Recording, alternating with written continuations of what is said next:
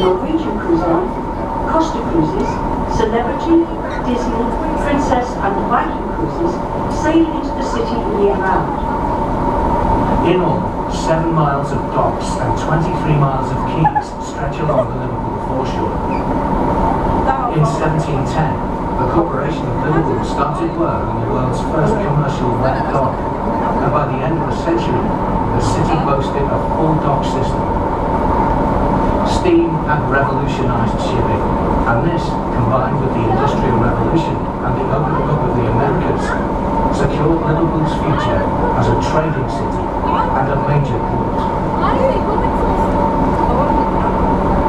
Liverpool's unique character has been influenced by a diverse mix of races: Welsh, Irish, West Indians, Africans and Chinese. And this has produced a population characterized by its vitality, resilience and extreme sense of humor. The city is also home to the oldest black and Chinese communities in Britain. Liverpool had prospered from trade with the British West Indies and the American colonies during the 18th century. A latecomer to the transatlantic slave trade, cheap goods to Africa, slaves took sugar plantations, and sugar, rum and tobacco home to England. Liverpool nevertheless came to dominate the slave trade until its abolition in 1807. Some slaves were sold in Liverpool, mainly for domestic service, and you can find out much more about Liverpool's role in transatlantic slavery at the International Slavery Museum at the Royal Albert Dock. The growth of the United States of America provided Liverpool with growing volumes of trade, and new docks were opened on the Mersey in quick succession during the 1800s. The city was described as the gateway to the British Empire and the door to the New World. A significant Irish presence has existed in the city for several centuries. In 1841, an estimated 49,000 Irish people lived in the city, and in the following years, during the Great Famine, over 1.5 million people crossed the Irish Sea, many of whom then left for the Americas, and many stayed, and their presence changed the character of the city forever. Up until the 19th century, Liverpudlians spoke in the same way as their Lancashire neighbours, but the impact of Irish migration to the city gave the city its unique accent. Today, an estimated 75% of Liverpool's population can trace their heritage to Ireland. You can find more information on this at the Museum of Liverpool.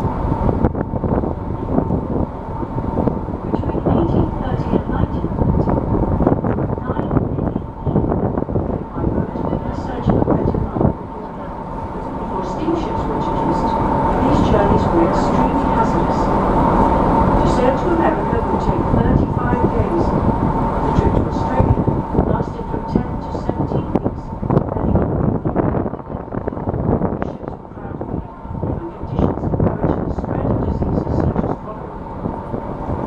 By the late 1800s, over 200 ships were leaving and travelled to all corners of the world. Liverpool then was the most important port outside London. You can see the Victorian hexagonal Salisbury Dock clock tower, designed by Jesse Harvey, who was responsible for much of Liverpool Scotland architecture, including the Royal Albert Dock. The clock's chief use was to check the ship's chronometer as the vessel left port, and was affectionately known as the Docker's Clock. It has 6 faces that can be seen from all points of the compass. The only other one of its kind is in Russia. This is also the original site of the entrance to the Leeds-Liverpool Canal from the river. Although now that the extension is finished, the canal extends through to the Royal Albert Dock. We now see a massive red brick building, which is the Stanley Tobacco Warehouse.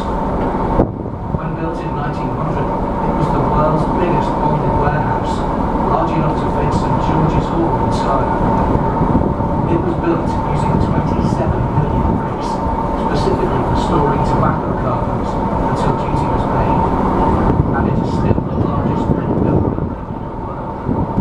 The next dock downriver is the Nelson Dock, and then we have the Crown Moor